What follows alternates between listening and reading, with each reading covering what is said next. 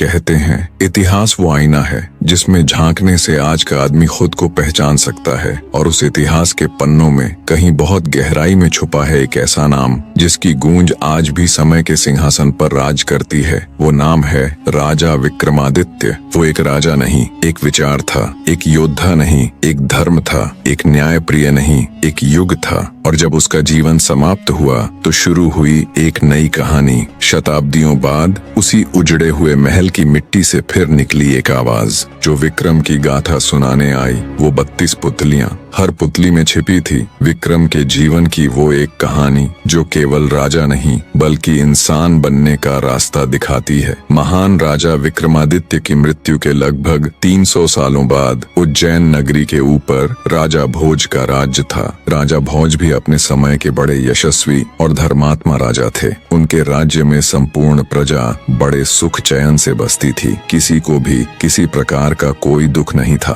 राजा भोज के राज्य में बकरी और शेर एक ही घाट पर साथ साथ पानी पिया करते थे। किसी को किसी से कोई भय नहीं था। उनके राज्य में चहुं और सुख शांति थी। किसी प्रकार की कोई कमी नहीं थी। राजा भोज एक आकर्षक छवि वाले गुणी व्यक्ति थे। वे इतने सुंदर थे कि कोई भी स्त्री उन्हें एक बार देख ले तो क्या मजाल कि वो मरते दम तक भी उन्हें भुला सके। उनकी सभा इतनी भव्य होती थी कि स्वयं इंद्रदेव भी उनसे ईर्ष्या करते थे। राजा भोज के दरबार के आगे इंद्र का दरबार भी फीका नजर आता था। राजा भोज की नगरी में सब कुशल मंगल से चल रहा था, पर एक दिन जब राजा भोज के हरकारे उनके किसी काम से जा रहे थे तो उन्होंने एक अजीब दृश्य देखा कि एक साधारण सा चरवाहा बीच खेतों के एक मचान पर चढ़ा हुआ है और चिल्ला चिल्ला कर राजा भोज के बारे में उल्टा सीधा कह रहा है। राजा भोज को पकड़कर मेरे पास लाओ, उसे सजा दिलवाओ और मेरा राज्य मुझे दे दो। एक चरवाहे के मुख से अपने राजा के लिए ऐसी बातें सुन हरकारों को बहुत गुस्सा आया। उन्होंने उस चरवाहे को पकड़कर नीचे उतारा और बोले, क्या बक रहा है तू? अगर राजा महाराज को तेरी इस हरकत का पता चलेगा तो वो तुझे तोप के मुंह पर बिठाकर उड़ा देंगे। हरकारों की बात सुन चरवाहा गिड़गिड़ाते हुए माफी मांगने लगा। मचान से उतरते ही एकदम से उसका व्यवहार बदल गया, जैसे उसे कुछ पता ही ना हो। उसे गिड़गिड़ाते देख हरकारों को उस पर दया आ गई। उन्होंने चरवाहे को छोड़ दिया और वहां से चले गए। अगले दिन जब वे फिर वहां से गुजरे तो उन्होंने फिर वही सब देखा और सुना। चरवाहा फिर से मचान पर चढ़ा राजा भोज के बारे में उल्टा सीधा बोल रहा था। आसपास पूछने पर पता चला वो खेत किसी कुम्हारिन का था। जब भी वो अपने खेत में कोई फसल उगाती तो पूरे खेत में बहुत अच्छी फसल होती, पर उस मचान वाली जगह पर एक पौधा तक नहीं उगता था। आखिर कुम्हारिन ने उस जगह पर एक ऊंचा सा मचान बनवा दिया ताकि इसके ऊपर चढ़कर खेत की रखवाली की जा सके। चरवाहे के बारे में पूछा तो पता चला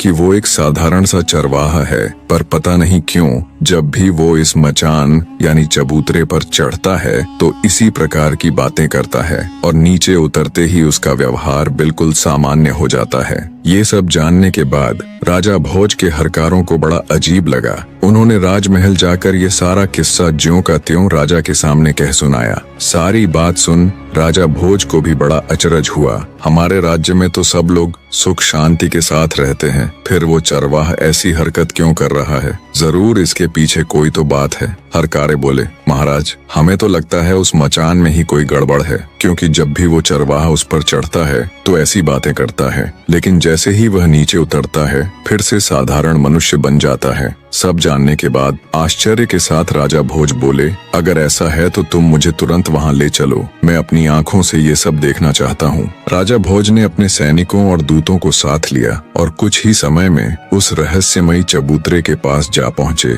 और उससे थोड़ी दूरी पर छिप कर खड़े हो गए ताकि वह सब कुछ अपनी आंखों से देख और सुन सके। तभी वह आदमी फिर से चबूतरे पर चढ़ा और चढ़ते ही जोर से कहने लगा, लोगों जाओ जल्दी से राजा भोज को पकड़कर मेरे सामने लाओ, उसे मार डालो ताकि मैं उसका राज अपने हाथ में ले सकूं। ये सुनते ही राजा भोज गुस्से और हैरानी के मिश्रित भावों से भर जाते हैं, पर वे बिना कुछ कहे चुपचाप अपने हरकारों के साथ वापस महल लौट जाते हैं। पूरी रात उनके दिमाग में यही सब चलता रहा कि उस मचान में ऐसा क्या है जो एक मामूली सा चरवाहा ऐसी हरकत कर रहा है। सुबह होते ही राजा ने अपने मुख्य सलाहकारों और ज्योतिषियों को दरबार में बुला लिया। एक मामूली सा गाय चराने वाला चरवाहा चबूतरे पर खड़े होकर राजा को ललकारता है, उसे अपशब्द कहता है। ये उस रहस्यमयी चबूतरे की ही करामात है या कुछ और? चरवाहे और उस रहस्यमयी चबूतरे की पूरी बात राजा भोज अपने दरबार में उपस्थित सभी सदस्यों को कह सुनाते हैं। राजा भोज की बात सुन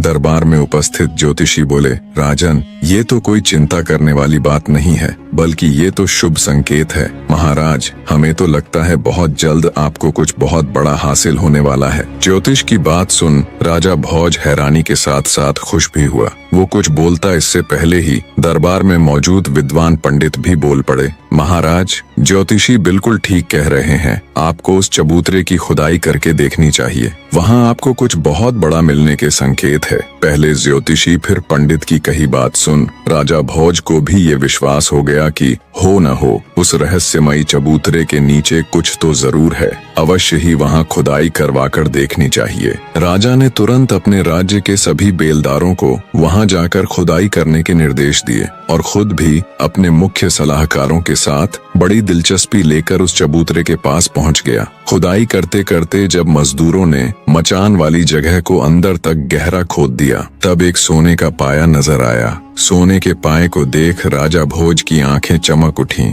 उसने मजदूरों को सख्त हिदायत दी कि अब आगे की खुदाई बड़े ध्यान से की जाए। शीघ्र ही धरती के अंदर मौजूद उस सिंहासन के चारों पाए नजर आने लगे। राजा सहित वहां मौजूद सभी हैरान थे। खुदाई पूरी हुई तो जमीन के अंदर दबा हुआ एक विशालकाय सिंहासन बाहर निकला। राजा के हुक्म पर मजदूरों ने बड़े ध्यान से सिंहासन को बाहर निकाला। बाहर आने पर जब राजा भोज ने उसे देखा तो वो मंत्र मुग्ध सा हो गया। ऐसा कुछ उसने आज से पहले कभी नहीं देखा था। वो विशालकाय सिंहासन जो धूल मिट्टी में सने होने के बावजूद भी अपनी अलग ही छठा बिखेर रहा था। अचंभित से राजा भोज ने मजदूरों को कहकर उस दिव्य सिंहासन को अपने राजमहल में रखवा दिया। राजमहल में स्थापित करने के पश्चात जब अच्छे से सिंहासन की धूल मिट्टी पोंछकर उसे धोया गया तो वो बिल्कुल चमक उठा। उस चमकते हुए सिंहासन को जब राजा भोज ने देखा तो उसका मुंह खुला का खुला रह गया। जिस किसी ने भी उसे देखा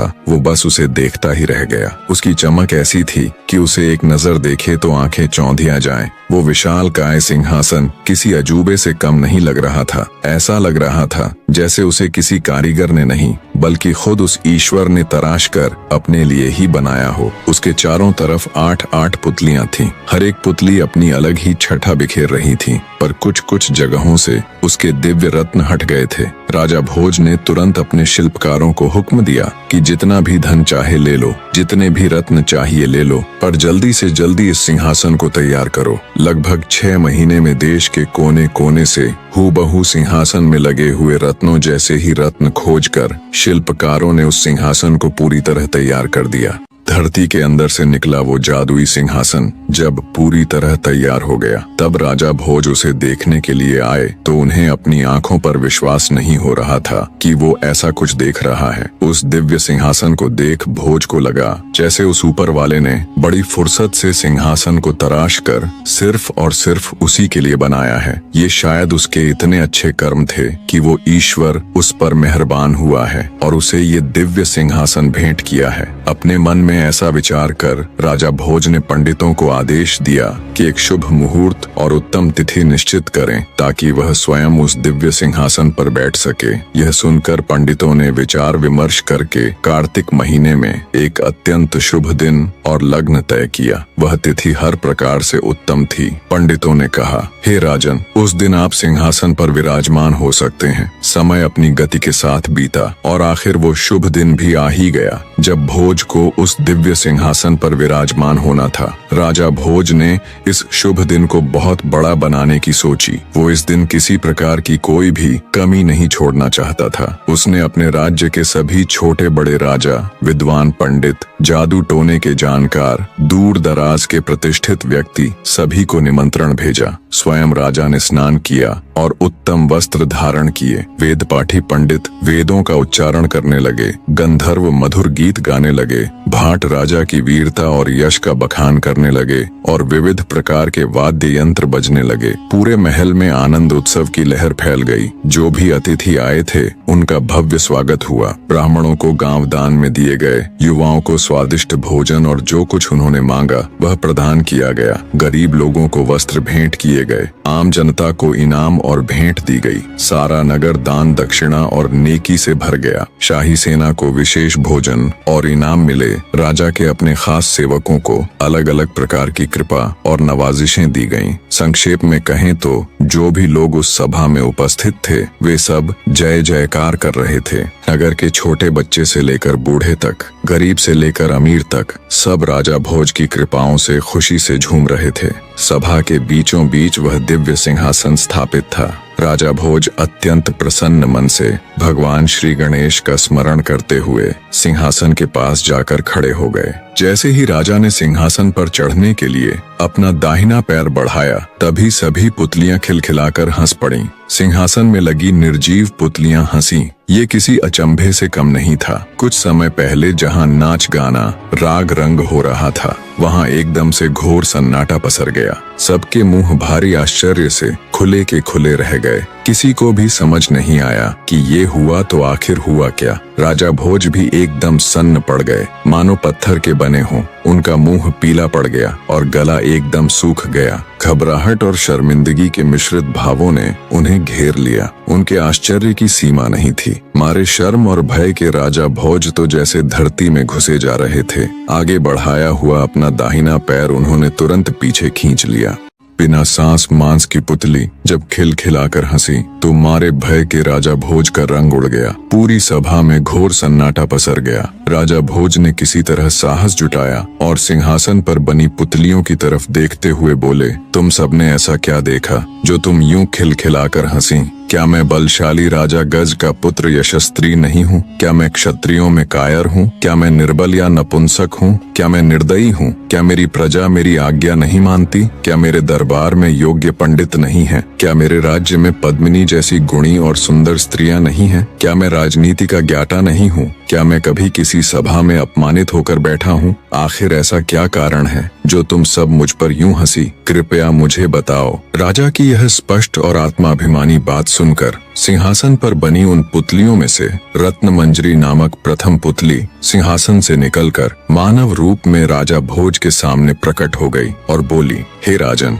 मेरी बात ध्यान लगाकर सुनो। मैं तुम्हें एक कथा सुनाने जा रही हूँ। जो भी बातें तुमने अपने विषय में कही वे सब ठीक हैं। तुम्हारा तेज तो सूर्य से भी अधिक अग्नि की ज्वाला के समान है, परंतु इन सब का इतना भी घमंड मत करो, क्योंकि ये कोई साधारण सिंहासन नहीं है। तुमने अपने मन में न जाने क्या सोच लिया है। बस थोड़ी सी शक्ति और वैभव पाकर तुम अहंकार में डूब गए और अपने वास्तविक स्तर को भूल बैठे। सिंहासन पर बैठने से पहले तुम ये अच्छे से जान लो कि जिस राजा विक्रमादित्य का यह सिंहासन है तुम उसके एक बाल के बराबर भी नहीं हो। उसके दरबार में तुम जैसे राजा केवल सामान्य नौकरों के समान ही थे बस। प्रथम पुतली रत्न मंजरी की बात सुन पहले से ही खार खाए राजा भोज का गुस्सा 7वें आसमान पर जा पहुंचा। वे भड़कते हुए बोले, अगर ऐसा है तो फिर मैं इस सिंहासन को अभी नष्ट करवाकर फिर से धरती में गड़वा दूंगा। राजा भोज के इतना कहने पर रत्न मंजरी कुछ कहती। इससे पहले ही सभा में मौजूद राजा भोज के कुल पुरोहित यानी उनके गुरु वर्षाचारी बोले, राजन, आपका यह व्यवहार न्याय से बहुत दूर है। पहले पुतली की बात ध्यान से सुनिए, बाद में जैसी आपकी इच्छा हो फैसला ले लीजिएगा। कुलगुरु की बात सुन राजा भोज कुछ शांत हुए और बोले, ठीक है, मैं भी तो जानूं आखिर सच्चाई क्या है। तब पुतली रत्न मंजरी बोली, मैं क्या कहूँ राजन, यदि केवल इन गुणों को ही मापदंड मान लिया जाए तो तुम जलकर भस्म हो जाओगे। जब तुम विक्रमादित्य की संपूर्ण कथा सुनोगे तब तुम्हें खुद पर लज्जा आएगी और तुम जिस जीवन को महान समझ रहे हो तुम्हें ये तुच्छ लगने लगेगा। और रही बात हमें और इस सिंहासन को नष्ट कर फिर से धरती में गाड़ने की, तो हमें कोई भय नहीं राजन। हम तो उसी दिन मर चुकी थीं जिस दिन राजा विक्रमादित्य दिव्य लोक में चले गए थे। इतने में राजा का दीवान यानी उनका प्रधानमंत्री पुतली से बोला, हे सिंहासन की पुतली, अब बातों में वक्त जाया मत करो और अपने इस गुस्से को त्याग कर हमें राजा विक्रमादित्य की कथा सुनाना प्रारंभ करो। तब प्रथम पुतली रत्नमंजरी कथा कहना आरंभ करती है। तो सुनो राजन। एक राजा की 4 रानियां थीं। राजा गंधर्व सेन जात पात में बिल्कुल भी विश्वास नहीं रखते थे, इसलिए उन्होंने उस समय समाज में मौजूद सभी 4 वर्गों यानी 4 जातियों की कन्या से विवाह कर लिया। उसकी 4 रानियों में एक ब्राह्मण, दूसरी क्षत्रिय, तीसरी वैश्य यानी बनिया और चौथी शूद्र यानी मजदूर जाति से थी। उसे ब्राह्मणी से एक पुत्र हुआ जिसका नाम ब्रह्मजीत रखा गया। क्षत्राणी से 3 बेटे हुए, एक का नाम शंख, दूसरे का नाम विक्रमादित्य और तीसरे का भर्तहरि रखा गया। वैश्य से एक लड़का हुआ जिसका नाम चंद्र रखा गया और शूद्राणी से धन्वंतरी नामक पुत्र हुआ। समय बीता और उसके सभी लड़के जवान हो गए। राजा गंधर्व सेन ने ब्राह्मणी से पैदा हुए ब्रह्मजीत को राज्य का दीवान नियुक्त कर दिया, पर ब्रह्मजीत के दीवान बनते ही राज्य में अशांति फैल गई, जिसे ब्रह्मजीत संभाल न सका और राज्य छोड़कर चला गया।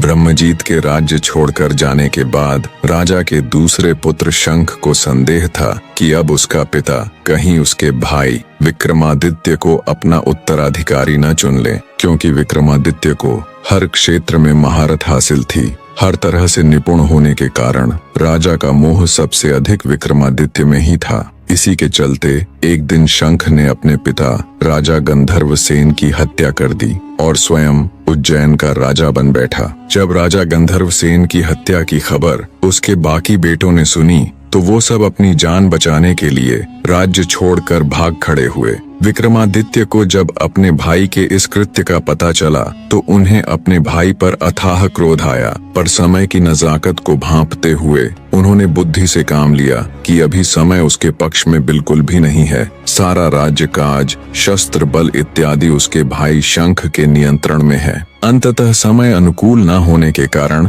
विक्रमादित्य भी उज्जैन को छोड़कर जंगलों में चले जाते हैं। सबके जाने के बाद शंख आराम से उज्जैन नगरी के ऊपर शासन करने लग जाता है, पर फिर भी उसे रह रहकर ये डर सताता कि एक दिन उसके भाई वापस आकर उसकी हत्या कर ये सत्ता छीन लेंगे। इसी आशंका के चलते राजा शंख ने निर्णय लिया कि वो अपने भाइयों का पता लगाकर उन्हें भी मरवा देगा। राजा शंख ने एक दिन देश प्रदेश से बड़े बड़े ज्योतिषी और भविष्यवक्ता बुलाए और अपना भाग्य बताने के लिए कहा। जब ज्योतिषी और भविष्यवक्ताओं ने राजा शंख की कुंडली के माध्यम से उसका भविष्य देखा तो उन्हें बड़ा अचरज हुआ। उन्होंने राजा शंख को बताया कि उसे उसके किसी भाई से कोई खतरा नहीं है, केवल विक्रमादित्य को छोड़कर उसकी कुंडली बता रही है कि उसकी मृत्यु उसके भाई विक्रमादित्य के हाथों लिखी हुई है। ये सुनकर राजा शंख के पूरे शरीर में डर की लहर दौड़ गई। उसने तुरंत सख्त हिदायत दे देश प्रदेश सब जगह अपने गुप्तचर फैला दिए। आखिरकार गुप्तचरों को जंगल में एक झील दिखी जिसमें विक्रमादित्य का प्रतिबिंब दिख रहा था। उन्होंने तुरंत राजा शंख को संदेश पहुंचाया कि विक्रमादित्य इस समय फलां जंगलों में रह रहा है। राजा शंख को जब विक्रमादित्य का पता चला कि वो जंगलों में रह रहा है तो उन्होंने तुरंत एक तांत्रिक को बहुत से धन का लालच देकर बुलाया और उसके साथ मिलकर विक्रमादित्य को मारने की योजना बनाई। योजना के अनुसार तांत्रिक जंगलों में विक्रमादित्य के पास जाकर उसे देवी काली की पूजा करने के बहुत से लाभ बताकर उसे पूजा करने के लिए राजी कर लेगा। जब वे इस क्रिया के लिए सहमत हो जाएंगे तब देवी आराधना के अंतिम चरण को पूरा करने के लिए तांत्रिक उन्हें सिर झुकाकर आराधना संपन्न करने को बोलेगा। जैसे ही विक्रमादित्य अपना सिर झुकाएंगे वैसे ही पेड़ों की आड़ में खड़ा राजा शंख उनका सिर धड़ से अलग कर देगा। योजना बना उसे अंजाम तक पहुंचाने के लिए तांत्रिक जंगलों की तरफ चल पड़ता है। थोड़ी दूरी बनाकर राजा शंख भी उसके पीछे पीछे हो लेते हैं। जब तांत्रिक जंगल में जाता है तो उसे विक्रमादित्य वहां मिल जाता है। योजना के अनुसार तांत्रिक उन्हें पूजा अर्चना के लिए सहमत कर लेते हैं। जब आराधना के अंतिम चरण में तांत्रिक ने उन्हें सिर झुकाने को बोला तो विक्रमादित्य को कुछ संदेह हुआ। उन्होंने इशारा कर पहले तांत्रिक को ये क्रिया करके दिखाने के लिए कहा। जैसे ही तांत्रिक ने उसे दिखाने के लिए अपना सिर झुकाया तो रात के अंधेरे में आड़ में छिपे राजा शंख को लगा यही विक्रमादित्य है। वे फुर्ती के साथ निकले और अपनी तलवार के एक ही प्रहार से तांत्रिक की गर्दन धड़ से अलग कर दी। खतरे के अंदेशे से पहले से ही तैयार खड़े विक्रमादित्य ने झट से शंख की तलवार छीनकर उस पर अपनी पूरी ताकत से प्रहार किया। परिणाम स्वरूप शंख का सिर धड़ से अलग हो धरती पर जा गिरा। इस तरह विक्रमादित्य ने अपने पिता की हत्या का बदला ले लिया। शंख को उसके कर्मों का फल देने के बाद विक्रमादित्य उज्जैन लौट आए और राज्य को संभाल लिया। वह एक सदाचारी, न्यायप्रिय, दानी, उदार व लोकप्रिय राजा थे। उज्जैन की जनता उनके जैसा शासक पाकर धन्य हो गई। एक बार राजा विक्रमादित्य शिकार के लिए एक जंगल में गए हुए थे। वहां एक हिरण का पीछा करते करते वे बहुत दूर निकल गए और रास्ता भटक गए। घूमते घूमते वे एक महल के सामने जा पहुंचे। वह महल लूतवरण नाम के एक व्यक्ति का था जो उस राज्य का दीवान था। राजा विक्रमादित्य उनके पास गए। दोनों में वार्तालाप हुई। दोनों ने एक दूसरे को अपना परिचय दिया। विक्रमादित्य का परिचय मिलने पर दीवान लूतवरण उनसे मिलकर अत्यंत प्रसन्न हुए। वे उसे अपने राजमहल ले गए और उनका आदर आतिथ्य किया। लूतवरण ने विक्रमादित्य को बताया कि उन्हें इस राज्य के राजा बाहुबल से मिलना चाहिए। वे अत्यंत सरल और धार्मिक राजा हैं। उनके पास एक ऐसा सिंहासन है जो अत्यधिक शक्तिशाली है। कहा जाता है उस सिंहासन को स्वयं महादेव ने इंद्रदेव को भेंट किया था और बाद में इंद्रदेव ने प्रसन्न होकर वो सिंहासन राजा बाहुबल को दे दिया। आगे लूतवरण ने कहा, हे राजा विक्रमादित्य, आपके अंदर वो सभी गुण मौजूद है जो एक चक्रवर्ती सम्राट के अंदर होने चाहिए। बस किसी चीज की कमी है तो वो है उस दिव्य सिंहासन की। मैं आपको राजा बाहुबल के पास ले चलता हूँ। जब वो आपसे कुछ मांगने को कहे तब आप उनसे वो दिव्य सिंहासन मांग लेना। इसी मकसद के साथ विक्रमादित्य और लूतवरण दोनों राजा बाहुबल के पास जाते हैं। तब राजा बाहुबल भी विक्रमादित्य से मिलकर अत्यंत प्रसन्न हुआ और बोला, विक्रमादित्य, तुम संपूर्ण भारत में इकलौते ऐसे राजा हो जिसने इतने कम समय में इतनी प्रसिद्धि हासिल कर ली कि अब देश के कोने कोने में लोग तुम्हें जानते और चाहते हैं। राजा बाहुबल ने भी राजा विक्रमादित्य का शानदार आदर आतिथ्य किया। कुछ दिन सम्मान के साथ राजा विक्रमादित्य राजा बाहुबल के अतिथि बनकर रहे। फिर एक दिन जब विक्रमादित्य ने राजा बाहुबल के आगे वापस उज्जैन लौटने की इच्छा जाहिर की, तब राजा बाहुबल ने उन्हें कोई भेंट मांगने का अनुरोध किया। राजा विक्रमादित्य तो इसी अवसर की तलाश में थे। उन्होंने बिना एक भी पल गवाए राजा बाहुबल से वो अतुलनीय सिंहासन देने का अनुरोध किया। अब चूंकि राजा बाहुबल विक्रमादित्य को वचन दे चुके थे तो उन्होंने निसंकोच वो सिंहासन राजा विक्रमादित्य को भेंट कर दिया। वे भली भांति इस बात से परिचित थे कि अगर उनके बाद कोई इस सिंहासन के योग्य है तो वो केवल और केवल विक्रमादित्य ही है। उन्होंने खुशी खुशी विक्रमादित्य को सिंहासन देकर विदा कर दिया। जब राजा विक्रमादित्य उस अद्वितीय सिंहासन के साथ उज्जैन नगरी पहुंचे तो उनकी पूरी प्रजा में खुशी की लहर दौड़ गई। उस सिंहासन को देखने दूर दूर से राजा महाराजा उज्जैन आने लगे। राजा विक्रमादित्य ने भारी सभा का आयोजन किया और दूर दराज से विद्वान पंडित बुलाए और उनके समक्ष अपनी इच्छा जाहिर की कि वो एक भारी अनुष्ठान करना चाहते हैं। कृपया आप सब देखकर बताएं, क्या वो इसके योग्य है? तब पंडित विद्वान सभी ने एक स्वर में कहा, राजन, आपका प्रताप तीनों लोकों में छाया हुआ है। आपका कोई बैरी नहीं। आपको जो करना हो कीजिए। अपने समस्त खानदान को आमंत्रित कीजिए। 1.25 लाख कन्यादान और 1.25 लाख गायें दान कीजिए। ब्राह्मणों को धन दीजिए और जमींदारों का 1 साल का लगान माफ कर दीजिए। इतनी कथा सुनाकर प्रथम पुतली रत्न मंजरी बोली, हे राजा भोज, आपने अगर कभी ऐसा दान किया है तो आप सिंहासन पर अवश्य बैठें। पुतली की बात सुनकर राजा भोज का अपना सा मुंह हो गया। उन्हें खुद पर बहुत लज्जा आई। वे दरबार में उपस्थित समस्त राज्यसभा सदस्यों से बोले, आज का दिन तो गया, अब तो कल ही सिंहासन पर बैठेंगे। इस